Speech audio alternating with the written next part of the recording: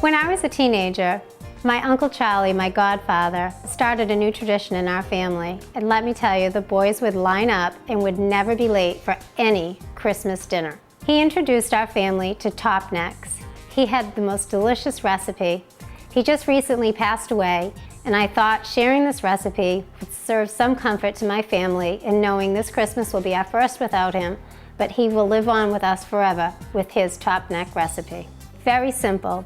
I have 30 top necks here. The gentleman at the fish market was kind enough to open them for me and loosen. There's a tough muscle inside. They're very difficult to open. It's a very dangerous job. That's why I didn't even attempt it, because the men in our family, if they want to eat them, they're going to open and clean them. And you really want to capture the juice when you are cleaning your top necks. First thing you're going to do is you're going to get a package of Ritz crackers, not the low-fat Ritz crackers, no flavoring Ritz crackers, just the traditional, original, butter-flavored Ritz crackers. One box will have 4 stacks.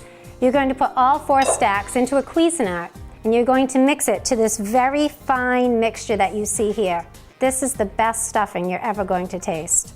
And to that, we're going to add 1 package of Good Season's Italian dry dressing mix, 1 green pepper. This is a medium-sized pepper, and as you can see, it really is chopped very, very fine. 1 medium-sized Vidalia onion. This is done in a mini chopper, almost to the point of it being pureed. You can see it's very, very fine. It's perfect.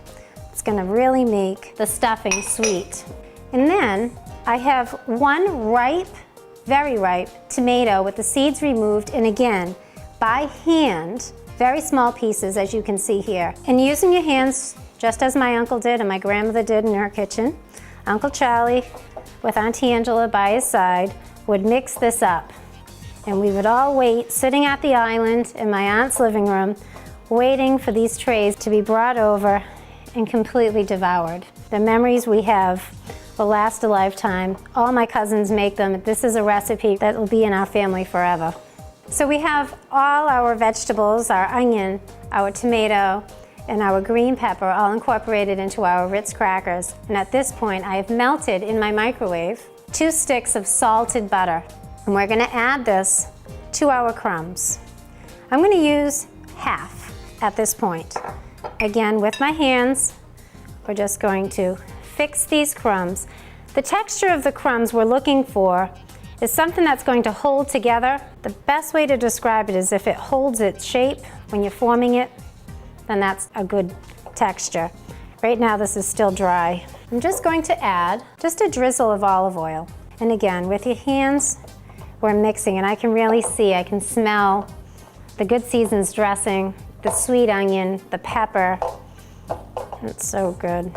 So then we're just going to take a handful of crumbs, very simply. Kids can get involved, get the family in the kitchen and help. And we're just going to place some crumbs on each shell, right on top of the clam. And like I said, you really want to make sure your clams still have some of the juice. I know it's difficult to collect it, but try to do your best to keep it, because when it's cooking, it just gives it more of that sea flavor, keeps everything moist. You really want to cover the whole clam, the flesh of the clam. Once you have your stuffing into your top necks, I buy thin sliced bacon, not smoked bacon, just regular cured bacon at the grocery store. Cut it into about an inch size piece in length. So you're going to put 1 slice of thin bacon over each clam. Not only does this give the clam a great flavor, but it keeps it moist, and it tells you when the clams are actually done, because the bacon crisps up along with the breadcrumbs. Many people would ask, how do you know if the clam is cooked? Well, put your bacon on it and you will. So now, after you place a piece of your thin sliced bacon onto each top neck, we're going to put it into a 350-degree oven for 10 to 15 minutes. Uncovered, that's the key, uncovered.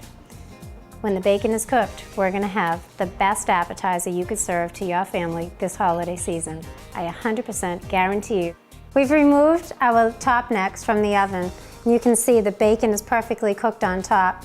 We're not looking for it well done, we're looking for it to just be cooked through. The breadcrumbs are golden, and you can smell, they smell delicious. All the flavors come together. I'm going to plate some up just as my Aunt Angela and my Uncle Charlie did for us on Christmas. The best part of Christmas Day is top necks in our home. I hope you give this recipe a try. I assure you, your family will enjoy them, and you'll be making them for years to come. Uncle Charlie, I hope I done you right.